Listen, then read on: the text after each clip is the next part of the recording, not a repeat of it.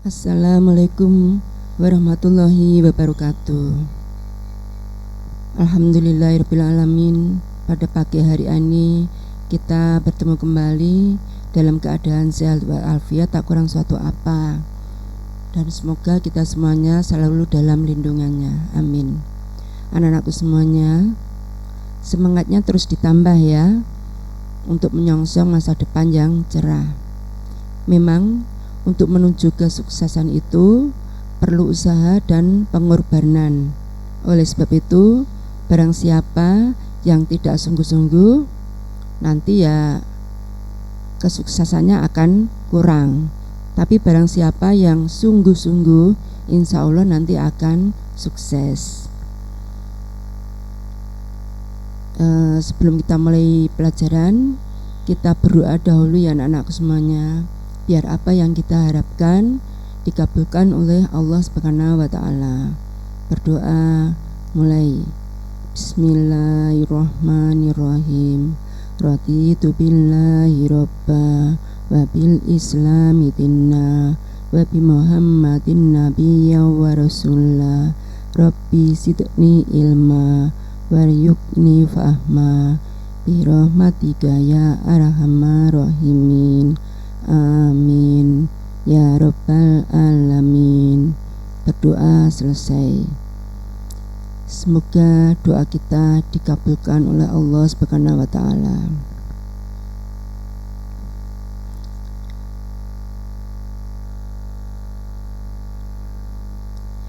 Anak-anakku semuanya, kita masih tetap membahas bab 2, yaitu perubahan sosial budaya dan globalisasi. Kemarin kita sudah membahas mengenai faktor penyebab terjadinya perubahan sosial budaya ya. Nah, sekarang kita lanjut dengan faktor penghambat terjadinya perubahan sosial budaya. Di sini ada 5 faktor, akan kita bahas satu per satu. Itu ya. Pertama adalah mengenai kehidupan masyarakat terasing. Kehidupan masyarakat yang terasing menyebabkan masyarakatnya tidak mengetahui perkembangan yang terjadi pada masyarakat lain. Itu ya, kurang N. Sehingga mereka sulit untuk berkembang dan memperkaya budayanya. Contohnya adalah suku Bauzi atau suku Papua. Nah, ini tempat mereka sangat terpencil sekali, ada di dalam hutan, jauh dari keramaian, sehingga mereka tidak tahu akan kemajuan zaman atau perkembangan zaman. Kehidupan mereka sehari-hari monoton, ya. Jadi apabila ada masyarakat baru yang datang, itu mereka anggap sebagai penjajah. Itu. Makanya mereka ini hidupnya menyendiri di dalam hutan. Itu ya, jauh dari keramaian. Jadi mereka belum mengenal apa yang namanya listrik, apa yang namanya alat transportasi, apalagi yang namanya alat komunikasi. Itu ya. Bahkan bahasa mereka pun itu masih banyak yang menggunakan bahasa isyarat. Gitu ya. Jadi bahasanya itu masih belum sempurna. Gitu ya. Nah, inilah yang menyebabkan mereka sulit untuk mengikuti perkembangan zaman. Contohnya adalah suku Bauzi atau Papua. Yang ada di mana? Yang ada di Papua atau di mana?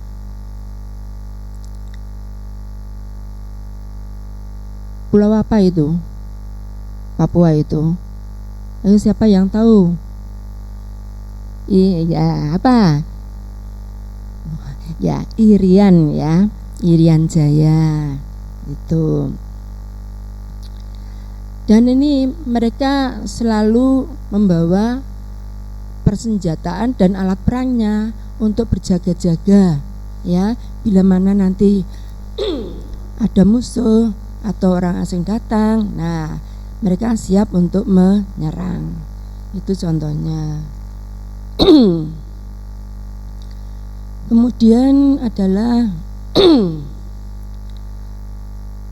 perkembangan ilmu pengetahuan yang terlambat. Ilmu pengetahuan adalah jendela dari perubahan sosial budaya. Contohnya, nah ini suku anak dalam Jambi. Nah, hidupnya masih seperti itu. Nah, ini ada salah satu warga Sumatera, ya, yang mereka itu merasa prihatin dengan keadaan warganya atau masyarakatnya yang jauh terpencil dari keramaian dunia. Nah, makanya ini yang namanya Butet Manurung. Nah, yang ini ya, Butet Manurung. Ini mereka beliau ini mencoba untuk melakukan pendekatan dengan masyarakat yang ada di Jambi, di pedalaman. Nah, orangnya masih seperti ini. Nah, sebetulnya mereka ini butuh ilmu pengetahuan, tapi karena letaknya itu terpencil, jauh dari pedalaman, nah sehingga sulit untuk dijangkau. Nah, di sini Butet Manurung itu rela mengorbankan waktu, tenaga, pikirannya, dan sebagian harta yang beliau punya demi untuk memajukan anak bangsa. Itu ya. Jadi dari daerahnya menuju ke pedalaman ini makan waktu yang cukup lama, bisa berhari-hari. Itu ya. Ada yang harus pakai jalan kaki dan pakai kendaraan. Ya, kendaraannya tuh kayak trail begitu. Karena kalau mobil nggak bisa, karena jalannya itu jalan setapak. Gitu ya. Nah, ternyata mereka ini menerima kedatangan Butet Manurung ini. Nah, akhirnya oleh Butet Manurung ini mereka diberikan pelajaran, ya, diajari membaca, menulis, berhitung, begitu ya, sampai akhirnya nanti mereka bisa. Ini salah satu contoh perjuangan Butet Manurung, itu ya. Nah, terus yang ketiga adalah sikap masyarakat yang tradisional. Yang dimaksud dengan masyarakat tradisional adalah masyarakat yang tetap memelihara, menjaga, dan mempertahankan tradisi, adat istiadat, sistem nilai, sistem norma, dan bahkan sistem budaya yang diwariskan oleh generasi pendahulunya. Nah, jadi tradisional ini dilakukan secara turun-menurun. Gitu ya. Contohnya adalah ini suku Baduy yang terletak di pedalaman Banten, Jawa Barat. Ini masih ada ya. Nah, ini juga begitu. Mereka sulit untuk ditemui. Ya, sulit untuk ditemui. Mereka ini juga jauh dari keramaian. Jadi ada di pedalaman begitu. Nah, terus kebiasaan sehari-harinya bagaimana? Ya, hampir kayak menyerupai manusia purba, tapi sudah mengalami kemajuan karena mereka ini sudah memakai baju dan alat-alatnya juga tidak terbuat dari batu. Tapi jauh dari kemajuan. Karena apa? Mereka juga tidak mengenal penerangan, tidak mengenal transportasi. Jadi kemana-mana mereka ini selalu jalan kaki, gitu ya, selalu jalan kaki. Nah, terus mereka ini kehidupan sehari-hari juga hanya untuk makan saja, ya, untuk mempertahankan hidupnya. Ini suku Baduy.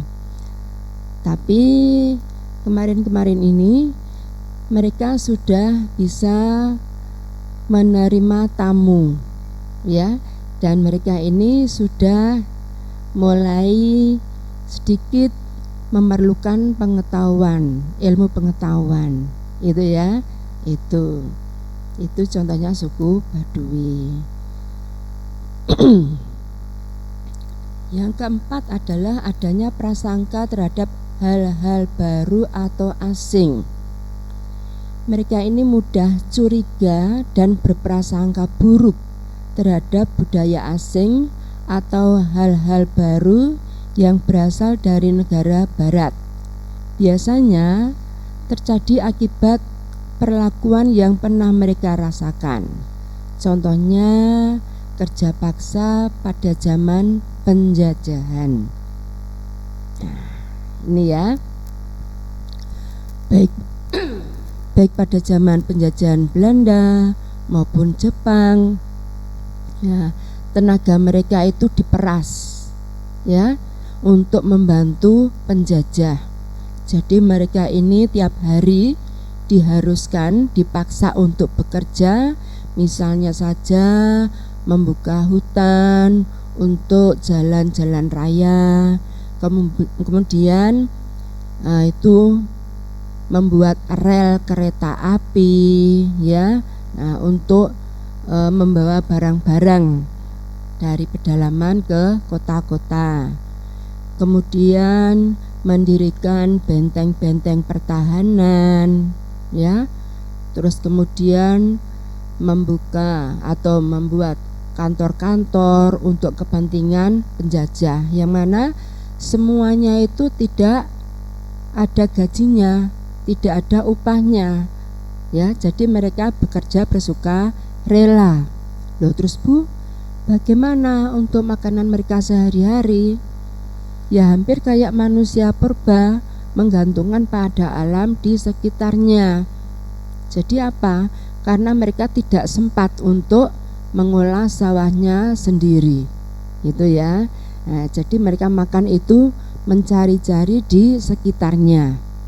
Nah, makanya pada zaman kerja paksa ini rakyat Indonesia banyak yang meninggal dunia, itu ya, karena mereka kelaparan dan kelelahan. Ini contohnya pada zaman penjajahan Belanda yang dipimpin oleh Herman Willem Dandes. Ini kelas 8 ya. Nah, rakyat dikerahkan untuk membuka jalan mulai dari Jawa Barat sampai Jawa Timur, dari Anyer sampai Panarukan, itu ya. Nah, ini harus selesai dalam jangka waktu 3 bulan. Nah, makanya mereka ini tidak sempat untuk beristirahat, gitu ya. Nah, makanya gimana? Ya silakan cari makan sendiri. Kalau nggak mau ya silakan mati saja, kan begitu. Jadi penjajah itu tidak urus, gitu ya. Yang penting keperluan mereka tercukupi, begitu ya.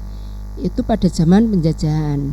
Makanya setelah merdeka, mereka itu tidak begitu mudahnya untuk menerima hal-hal baru, ya, yang berasal dari barat.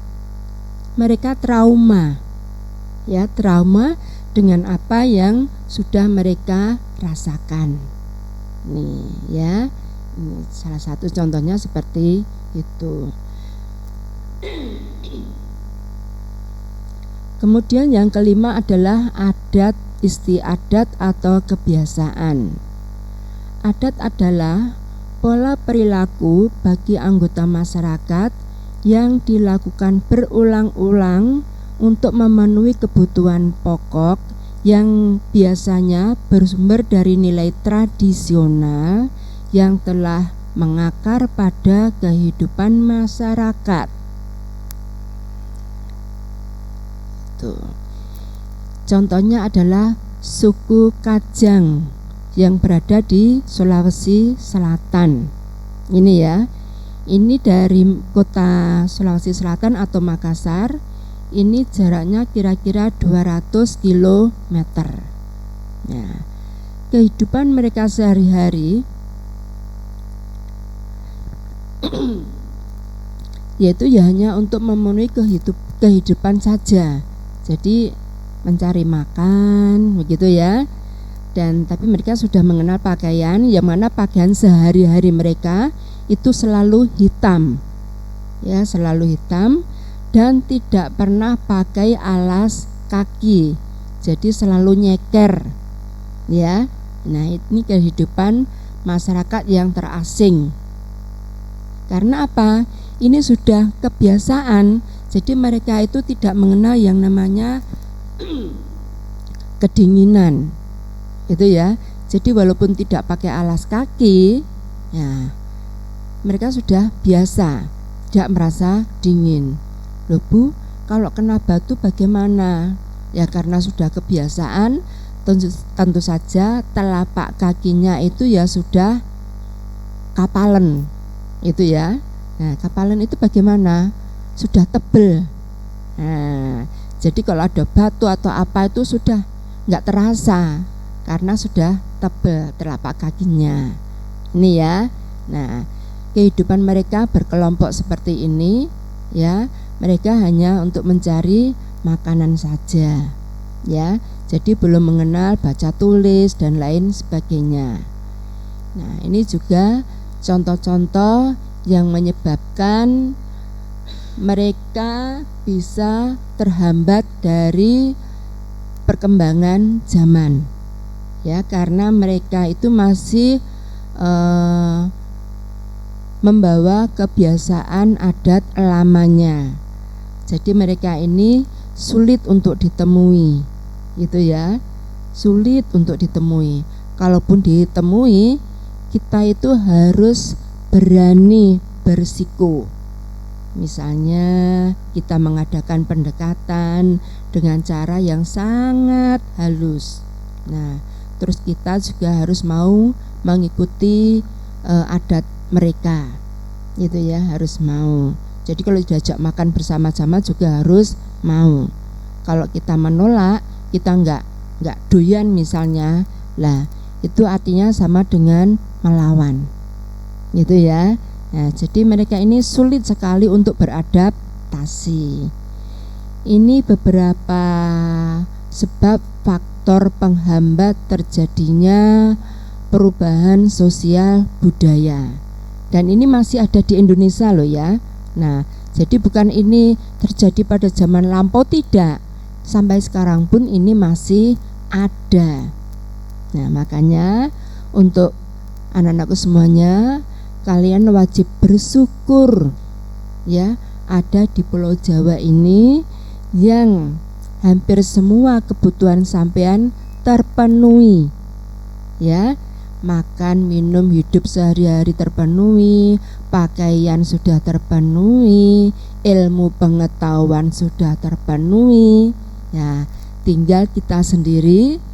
Kalau kita mau sukses, kita juga harus mau mengorbankan waktu, tenaga dan pikiran kita. Ya. Nah, agar apa? Agar besok di masa yang akan datang sampean bisa sukses. Tapi kalau sampean ogah-ogahan, ya nanti kehidupannya ya biasa-biasa saja, ya begini-begini saja. Tapi kalau mau sukses, nah contohnya seperti pengusaha atau pejabat-pejabat tinggi, itu dulunya waktu kecilnya, waktu sekolah mereka juga sungguh-sungguh. Itu loh, benar-benar kalau mereka belum mengerti ya mau tanya ya, terus tiap ada tugas ya mau mengerjakan. Nah, akhirnya mereka bisa menikmati hasilnya. Gitu ya anakku ya. Jadi tolong mulai sekarang sampean harus betul-betul mau melaksanakan apa yang disampaikan oleh Bapak Ibu guru. Nah, ini tadi mengenai sebab-sebab dan penghambat terjadinya perubahan sosial budaya. Berikutnya kita lanjutkan globalisasi.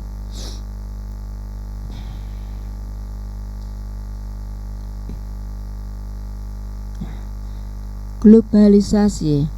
Apa itu globalisasi? Nah, globalisasi itu berasal dari istilah globe. Sampean tahu globe semua ya?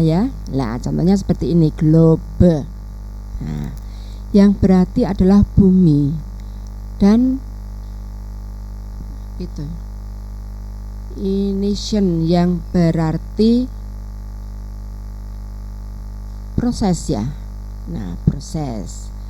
Sedangkan globalisasi menjadikan seluruh negara di dunia saling terkait mewujudkan tatanan kehidupan baru dengan meleburnya batas geografis, ekonomi, sosial, dan budaya.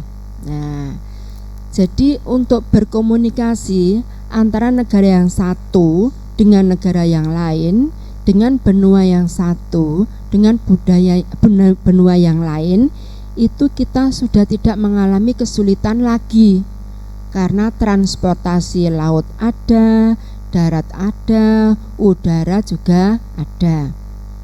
Alat komunikasi yang namanya HP itu sekarang sudah canggih ya. Jadi kita tidak mengalami kesulitan untuk berkomunikasi dengan negara atau dengan benua manapun juga. Gitu ya. Jadi dalam waktu singkat ya. Nah, kita bisa berkomunikasi dengan siapapun juga. Ini zaman globalisasi. Nah, perkembangan globalisasi. Jadi dari mulai pra-modern terus menuju ke awal modern, terus akhirnya menuju ke modernisasi. Itu ya. Jadi saatnya itu bertahap, tidak langsung modern itu tidak ya. Jadi pra dulu, terus modern awal, baru modernisasi. Contohnya seperti alat transportasi ya, awalnya dari sepeda, kemudian sepeda motor, terus mobil, begitu ya. Nah, alat transportasi, alat komunikasi dari HP yang dulu tuh HP-nya hanya bisa untuk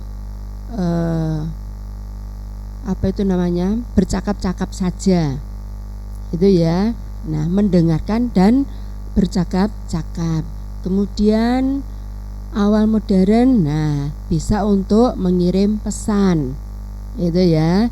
Nah, jadi kalau di bel tidak bisa diangkat, kita bisa pesan. Nah, sewaktu-waktu bisa dibaca. Terus kemudian menuju modern. Nah, kita bisa bertatap muka langsung, ngomong-ngomongan secara langsung, bicara secara langsung, begitu ya, dan seterusnya. Seiring dengan perkembangan zaman, proses globalisasi makin cepat dan meluas, mempengaruhi berbagai bidang kehidupan. Nah, itu ya. Nah, misalnya melalui perdagangan, jalur sutra ya, jalur perdagangan internasional. Jalur sutra ini awalnya melalui jalur darat, itu ya, jalur darat.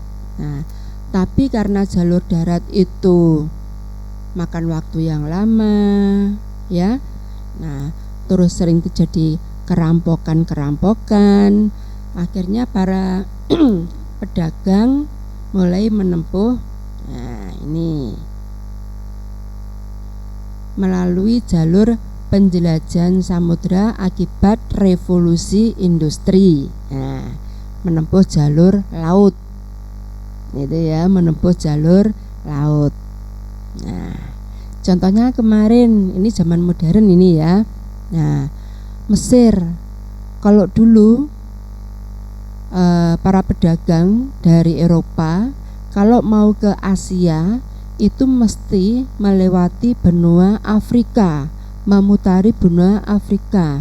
Ini makan waktu yang cukup lama. Bahkan dulu pada awal terjadinya penjelajahan samudra, untuk sampai ke Asia itu tidak bisa dilakukan secara langsung, bahkan berganti-ganti orang. Karena apa? Karena saking jauhnya jalan yang ditempuh dan waktu yang lama, gitu ya.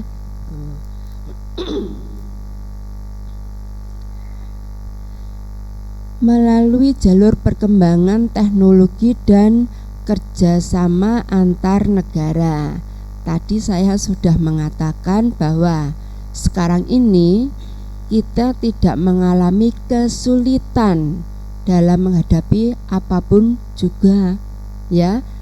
Jadi kalau kita mau berkomunikasi dengan siapapun, dimanapun, sekarang ini kita tidak mengalami kesulitan lagi, karena sekarang ini sudah zaman modernisasi, gitu ya.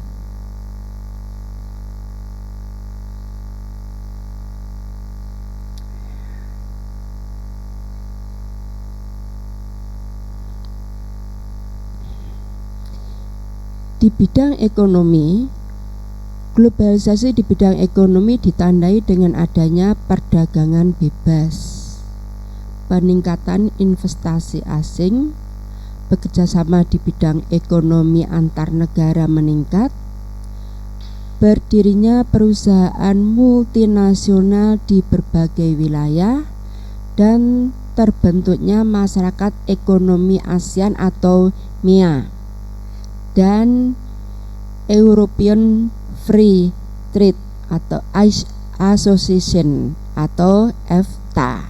Ini di bidang ekonomi. Nah, ini contohnya ya.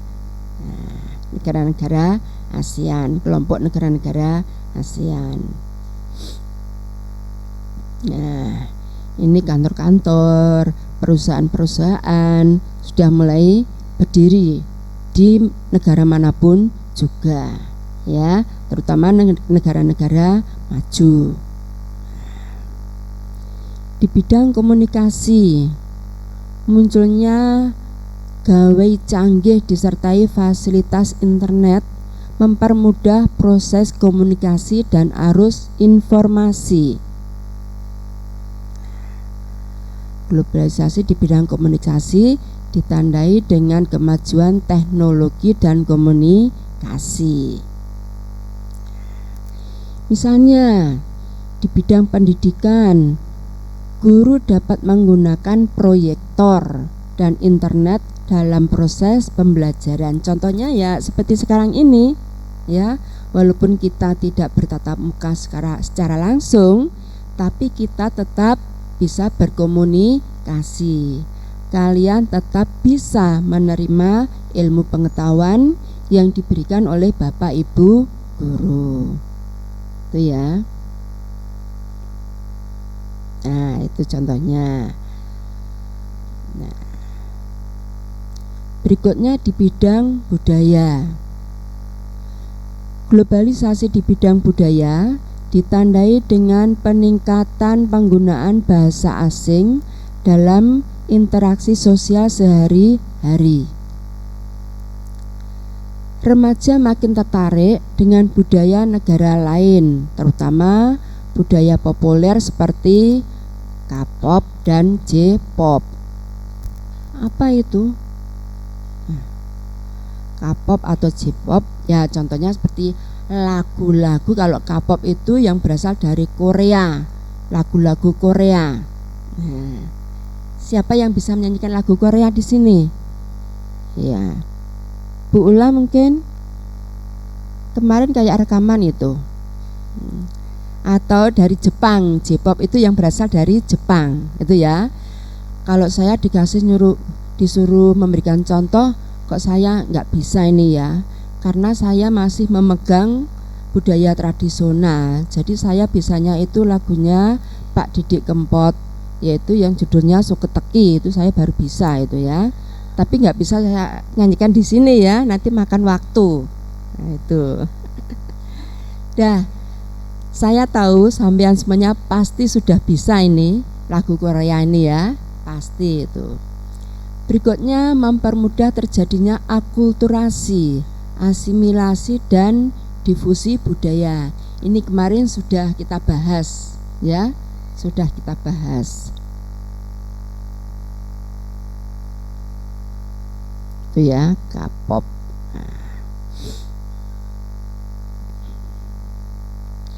Kemudian di bidang politik, bagaimana bentuk globalisasi di bidang politik?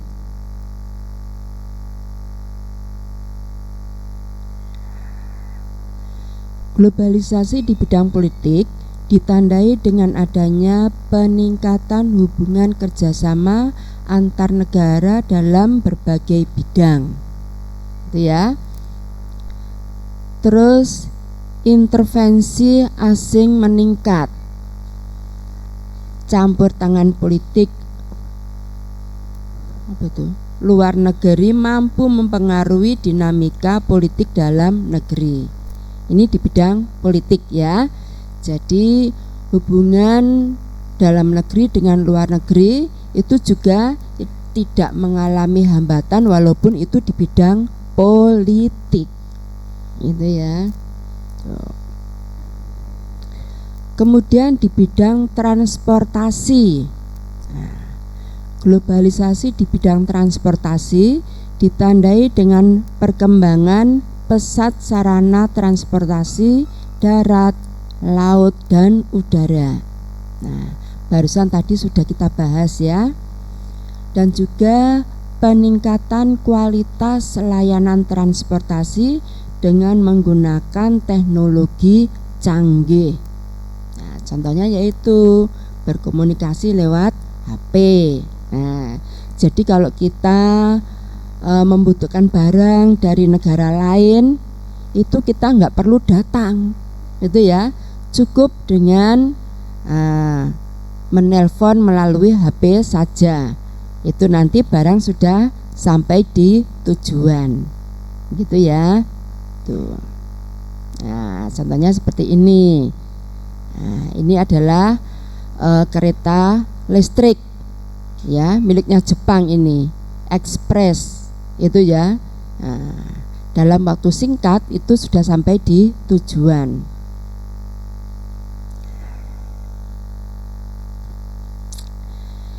Ini tadi sekilas mengenai terjadinya perubahan sosial budaya dan sebagian dari globalisasi. Jadi globalisasi belum selesai ya anak-anakku semuanya. Dan sekali lagi, kali ini, pertemuan kali ini, Bu Yani tidak lagi memberikan latihan kepada sampean, tidak. Tapi saya tetap menagih bagi yang belum mengumpulkan latihan pembelajaran yang saya berikan sebanyak 3 kali ya. Jadi tolong, sampai sekarang itu masih tetap saya tunggu, karena itu betul-betul saya nilai ya. Kalau sampean tidak mengumpulkan ya, nanti sampean akan kesulitan untuk mengambil nomor atau kartu, karena kartu itu nanti sarana untuk mengikuti PTS. Di situ ada username dan password ya, itu. Jadi tolong, mumpung masih ada waktu, segera diselesaikan dan dikumpulkan. Saya tunggu ya anakku ya. Ya, tolong sekali lagi, kalau sampean ingin sukses itu tidak boleh malas ya. Harus selalu semangat dalam menghadapi apapun juga. Kiranya cukup sekian materi dari saya. Terima kasih, selamat belajar, semoga sukses. Bila ada kurangnya, Bu Yani mohon maaf yang sebesar-besarnya. Wassalamualaikum warahmatullahi wabarakatuh.